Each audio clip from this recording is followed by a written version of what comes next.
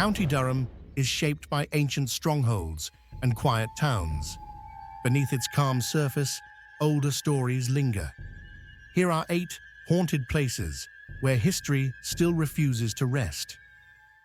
Preston Park Museum. Set within landscaped parkland beside the River Tees, Preston Park Museum presents itself as a place of learning, heritage, and family history. Its galleries reconstruct everyday life from different eras, inviting visitors to step into the past. Yet among its displays and corridors, the museum has become known for an unusually high number of reported hauntings, earning a reputation as one of County Durham's most active sites. One of the most frequently mentioned figures is a spectral highwayman said to appear near the front entrance. Witnesses describe a solitary figure standing just beyond the doors, dressed in period clothing before fading without movement or sound.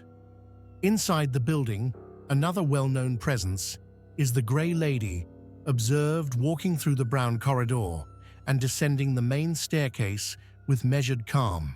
Several other apparitions have been reported throughout the museum. A young boy wearing shorts and a white linen top has been seen moving quietly through exhibition spaces. In the old wine cellar, now referred to as the dungeon, a lady accompanied by a phantom dog is said to walk directly through a stone wall. Both the woman and her dog have also been reported outdoors, suggesting a presence not confined to a single room. More unusual accounts involve activity linked directly to the museum's working environment. A ghostly cleaner has been seen polishing display cases after hours. A lady in a black dress has reportedly appeared in the staff canteen, walking calmly through a wall before vanishing. On the armory staircase, the figure of a First World War soldier has been observed standing silently as though on duty. Poltergeist-like activity has also been reported. A cobbler arriving at work one morning found his products scattered across the shop floor, despite everything having been secured the night before. On other occasions, museum exhibits were discovered rearranged without explanation. From an educational perspective, Preston Park Museum demonstrates how historic collections and reconstructed environments can amplify human imagination. The blending of real artifacts, period settings, and quiet spaces may encourage heightened perception, particularly after hours. Skeptics point to settling buildings, staff routines, and expectation as possible explanations. Yet what distinguishes Preston Park is consistency. Reports span decades and involve both visitors and staff, often describing the same figures in the same locations. Today, the museum remains a respected center of heritage. But when the galleries fall silent and lights dim, some believe the past does not merely sit behind glass, but moves quietly among the exhibits, continuing stories long thought complete. And as we leave Preston Park behind, our journey through County Durham turns toward a ruined fortress where tragedy is said to replay itself from the castle walls below. Barnard Castle, rising above the River Tees. The ruins of Barnard Castle dominate the landscape with a sense of age and authority. Built in the 12th century, the castle once served as a stronghold of power and defense. Today, its broken walls and open ramparts attract visitors seeking history. Yet among these stones, one tragic story continues to echo through local legend. The most enduring tale associated with Barnard Castle centers on Lady Anne Day. According to tradition, she was pushed from the castle ramparts, falling to her death below. The circumstances surrounding her death remain unclear, shaped more by folklore than record. Yet her story has endured repeated across generations as a warning and a lament. Witnesses claim that her presence is sometimes announced not by sight, but by sound. A sudden shrill scream is said to carry across the ruins, particularly during quiet periods when the castle stands largely empty. The sound is described as piercing and brief cutting through the air before vanishing, leaving behind an uneasy silence. On rarer occasions, a white figure has reportedly been seen falling from the ramparts, replaying the moment of her death. Those who describe this sighting emphasize how fleeting it is, a glimpse rather than a vision. The figure appears suspended for an instant, then disappears as though absorbed by the stone and sky. From an educational perspective, Barnard Castle illustrates how medieval fortifications became stages for later storytelling. Castles were places of political tension, family conflict, and sudden violence. Over time, these realities blended with imagination, transforming historical uncertainty into enduring legend. Skeptics offer practical explanations. Wind rushing through broken stone can produce unexpected sounds. Light and shadow shift rapidly along ruined walls, particularly at dawn or dusk. Expectation can shape perception, especially in a place already associated with tragedy. These explanations are reasonable and widely accepted, yet even visitors unfamiliar with the legend often remark on the atmosphere near the ramparts. The space feels exposed, uneasy, as though memory clings to the edge itself. The drop below commands attention, encouraging caution and reflection. Today, Barnard Castle stands preserved as a historic monument. Its ruins are studied, photographed, and explored. But when the site grows still and the river flows quietly beneath, some believe the castle remembers a moment of betrayal and fear, carried not in record, but in echo. And as we leave the castle walls behind, our journey through County Durham moves toward a theatre where the spirits are said to remain seated, watching performances long after the applause has faded. Darlington Hippodrome. Standing on Parkgate in the heart of Darlington, the Hippodrome has been a centre of performance and spectacle since the early 20th century. Theatres are places built on illusion, timing, and repetition. Over decades, they absorb not only applause and music, but also anxiety, ambition, and quiet routine. At the Darlington Hippodrome, these layers of human experience are said to have left more than memories behind. One of the most recognized figures associated with the theatre is Signor Pepe, who served as managing director until his death in 1927. Witnesses have reported seeing him seated in his private box to the left of the stage, dressed in a long coat and top hat. He is described as watching performances intently, as though his role never truly ended. His presence is calm and dignified, more watchful than unsettling. Another unusual apparition is that of a small Pekingese dog, most often seen near the base of a spiral staircase. Children in particular have reported spotting the animal briefly before it vanishes. During later extension work, the skeletal remains of a small dog were discovered bricked up nearby, lending weight to the long-standing reports. Activity has also been linked to the stage door.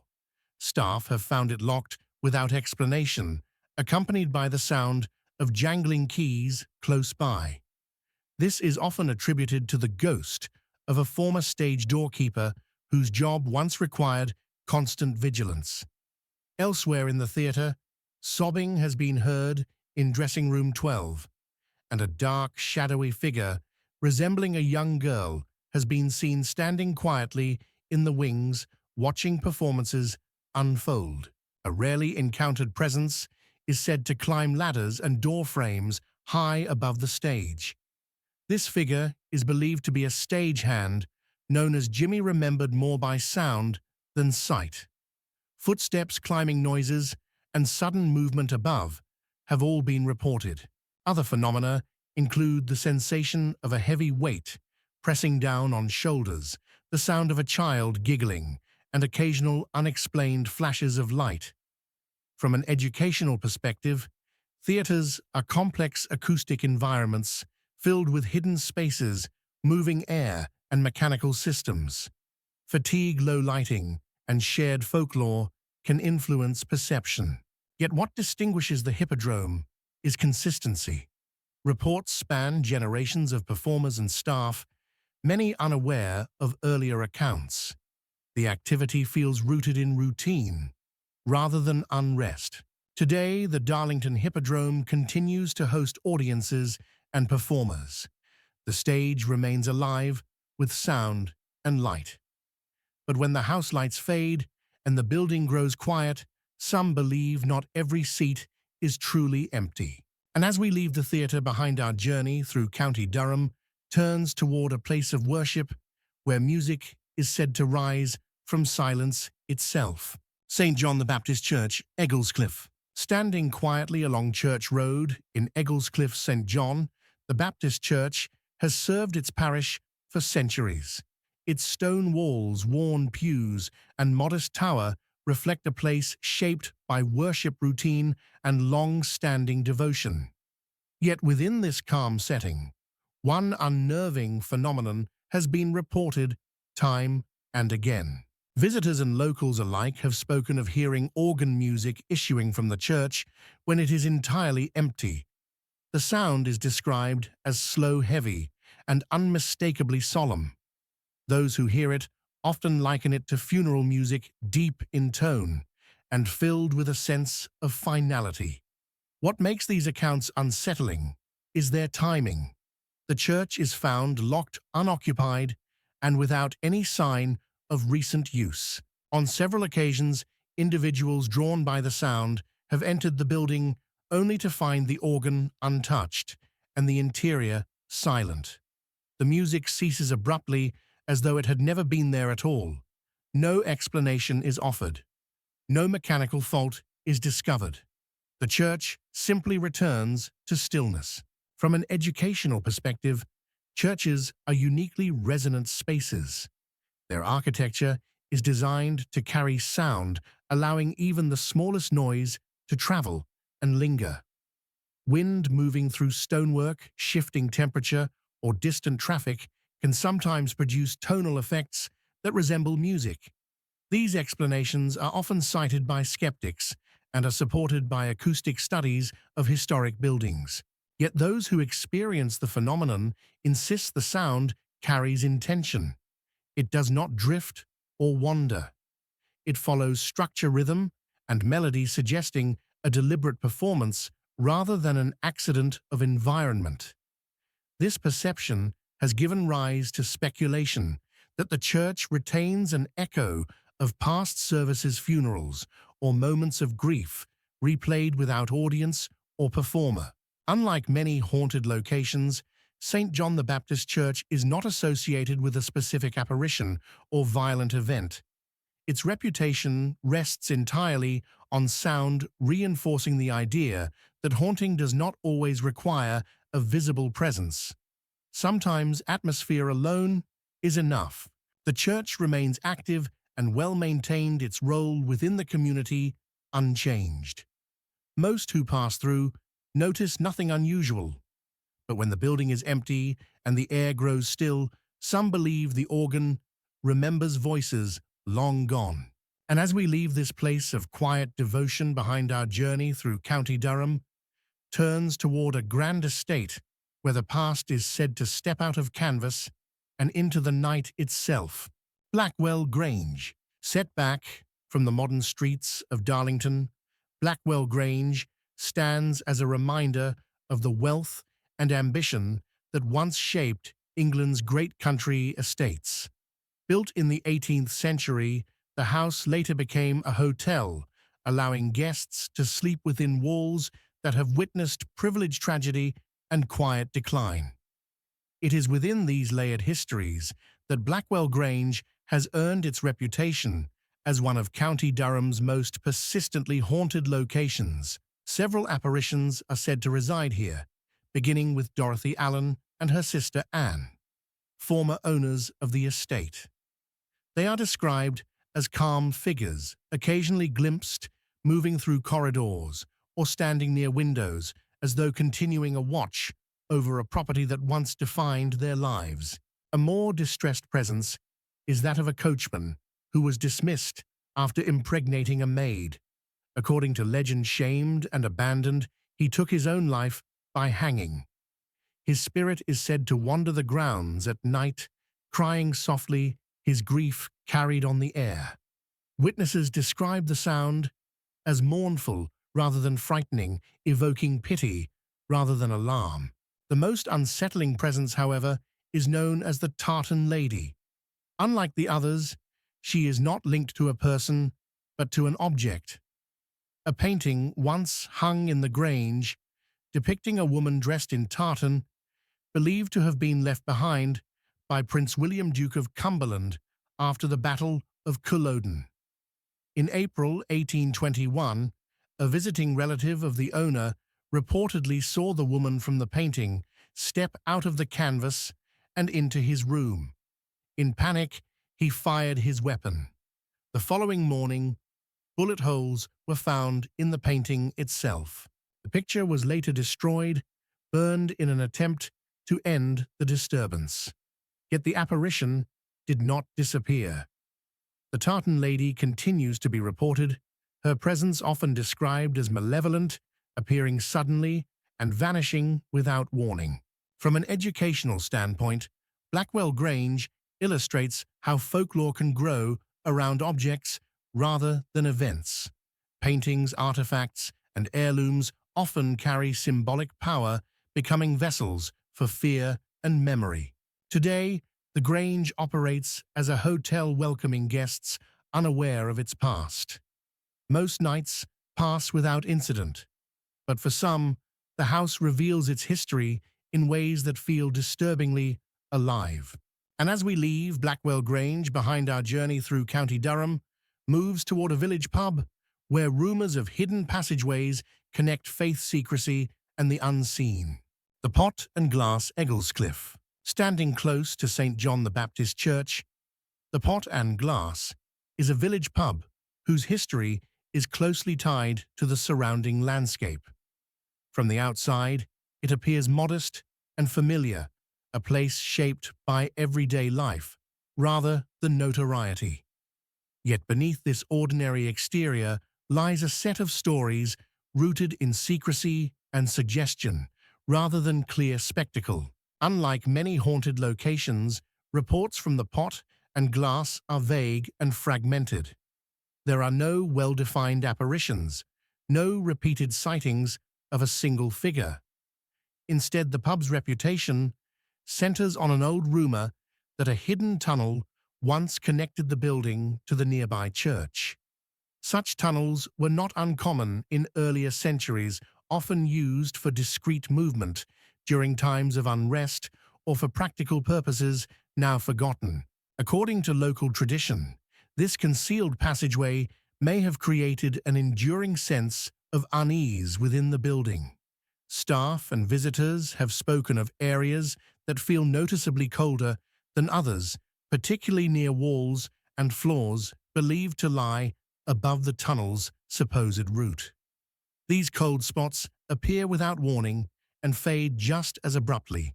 There have also been reports of faint sounds emerging late at night, described as low movement or distant footsteps that seem to travel beneath the pub rather than through it. The noises are subtle and difficult to trace, often stopping when investigated. No physical evidence of the tunnel has been confirmed, yet the belief persists. From an educational perspective, the Pot and Glass reflects how folklore often develops in places where history leaves gaps. When physical records are lost or incomplete, imagination fills the space. Churches and public houses have long been central to village life, and the idea of hidden connections between them speaks to themes of secrecy, protection, and control. Skeptics suggest practical explanations. Old buildings settle over time. Changes in temperature and air pressure can produce cold spots and unusual sounds. Basements, drains, and foundations may carry vibration more easily than expected. These explanations are logical and widely accepted. Yet what gives the Pot and Glass its quiet reputation is atmosphere rather than event. Many describe an awareness of something beneath the building unseen, but present, influencing how the space feels rather than how it looks. The pub continues to serve its community, its stories shared quietly rather than advertised. Most visitors notice nothing unusual, but for those who linger late, the sense of something hidden just out of reach can be difficult to ignore. And as we leave the pot and glass behind, our journey through County Durham turns toward a former residence where community life and unexplained encounters continue to overlap in unsettling ways. Herworth Grange Community Centre. Herworth Grange stands on Herworth Road as a striking Victorian building originally constructed in the 19th century as a private residence. Over time, its purpose changed, and it eventually became a community centre, hosting events, meetings, and social gatherings. Despite its modern role, the building has developed a reputation for unexplained activity that contrasts sharply with its welcoming appearance. Reports from Herworth Grange often focus on the upper floors and cellar areas, less frequently used and more prone to quiet. Visitors and staff have spoken of sudden cold spots that appear without warning, lingering briefly before dissipating. These drops in temperature are often accompanied by an unusual stillness, as though the building itself is holding its breath. Voices have also been reported on the top floor. These are described as indistinct murmurs rather than clear speech, sometimes calling out softly or conversing just beyond hearing. When investigated, the rooms are found empty. The sounds leave behind a sense of interruption, as though someone has been overheard rather than imagined. In the cellar, unexplained noises have been heard, including movement and faint impacts. While old pipes and structural settling offer reasonable explanations, those familiar with the building insist these sounds feel deliberate and patterned, repeating in similar locations over time. Two apparitions are most often associated with Herworth Grange. One is a male figure known as Edward, described as appearing briefly before fading from view. Little is known about his identity, though his presence is reported consistently. The second figure is a white lady seen less frequently, but remembered more vividly. She is often described as standing quietly, her appearance calm, rather than threatening. From an educational perspective, buildings like Herworth Grange reflect how changing use can layer meaning onto a single structure. As a private home turned public space, it has absorbed generations of emotional imprint from domestic life to communal gathering.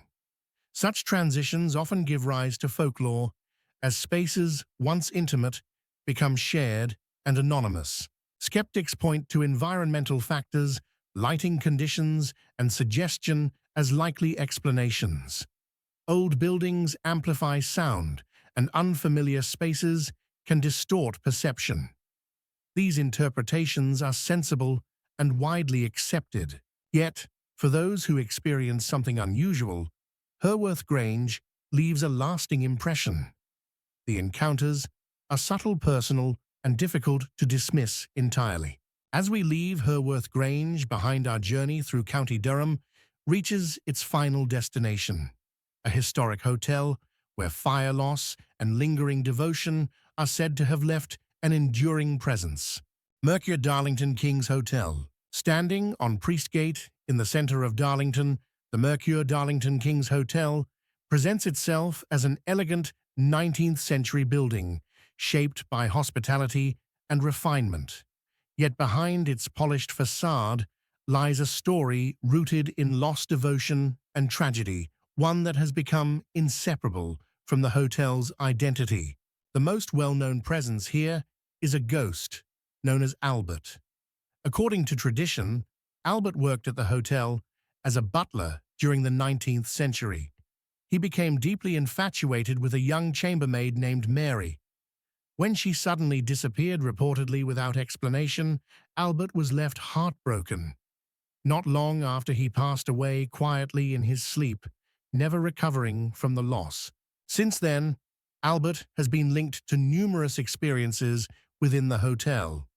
Guests have reported seeing a man dressed in period clothing moving calmly through corridors or standing briefly at the foot of beds. Others describe a far more intimate encounter. Several guests have claimed they were gently tucked in during the night, as though someone were checking on their comfort before leaving the room. A major fire in 2008, which caused significant damage to the building, was later attributed by some to Albert's presence. While no official conclusion supports this claim, the fire became firmly woven into the hotel's folklore, reinforcing the idea that the spirit remains emotionally tied to the place. Albert is not the only figure associated with the hotel. A female apparition, dressed in Victorian clothing, has also been seen, often moving silently through rooms before vanishing.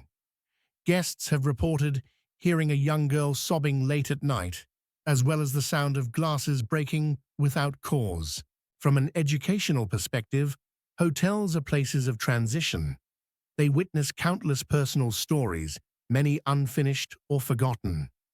Such environments are especially prone to folklore, where repeated human emotion shapes collective memory. Skeptics point to stress, unfamiliar surroundings, and expectation as explanations. Old buildings creak, settle, and amplify sound. These explanations are reasonable.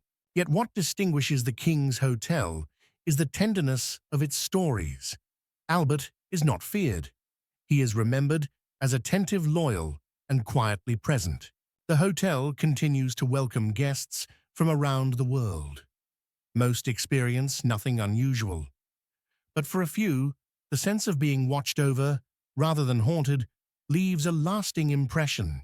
And with that final presence, our journey through County Durham comes to a close, leaving us with a reminder that not all ghosts linger in anger. Some remain simply because they never learned how to leave. These places show how ghost stories often grow from real lives loss and memory. They are only a small part of County Durham's haunted past. If you know another location, share it below and join Creepy Experience as more stories slowly unfold.